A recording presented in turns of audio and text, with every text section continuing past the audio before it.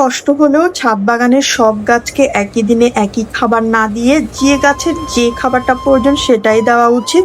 আজকে বাগানের কয়েকটা গাছকে খাবার দিতে হবে, সেজন্য আপনাদের সাথে শেয়ার করি কি কি খাবার এখানে আছে। প্রথমে ছিল কলার খোসার পানি, এটা সরিষার খোলের পানি।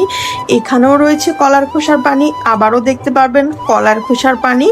আর পাশেরটাতে অরেঞ্জ কালারের এটাতে রয়েছে এলোভেরার সার, এলোভেরার পাতাকে কুচিয়ে রাখা হয়েছে। এখানে হচ্ছে কলার খোসার পানি, আর সাথে এটা হচ্ছে আরও বেশ কিছুদিন আগের কলার খোসার পানি, একদম কম্পোস্ট হয়ে গিয়েছে।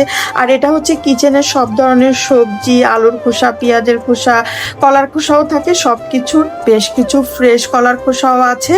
তো আজকে কোন গাছে কোন খাবারটা দিব সেটা জেনে নিই। এই যে ছোট্ট চারা গাছগুলো, এগুলাতে আমরা এলোভেরার যে সারটা হয় সেটা বা সরিষার খোলের পানিটা দিতে পারি। ফুলকপি বাঁধাকপিকে কলার খোসার পানিটা দিব। উপরে বেশ কিছু টমেটো আর মরিচ গাছেও আমি কলার খোসার পানিটাই দিব। আর এইদিকে লাউয়ের মাচায় অনেকগুলো লাউ ধরে আছে, এদেরকে দিব যে কিচেনের যে সবজির খোসার ভেজানো পচা পানিটা সেটা, এতে করে এই যে গাছের লাউগুলো খুব তাড়াতাড়ি বৃদ্ধি পাবে। আর এভাবেই যদি আমরা একটু অদল বদল করে পানিগুলো দেই তবেই কিন্তু মন মতো সবজি ফলন পাবেন।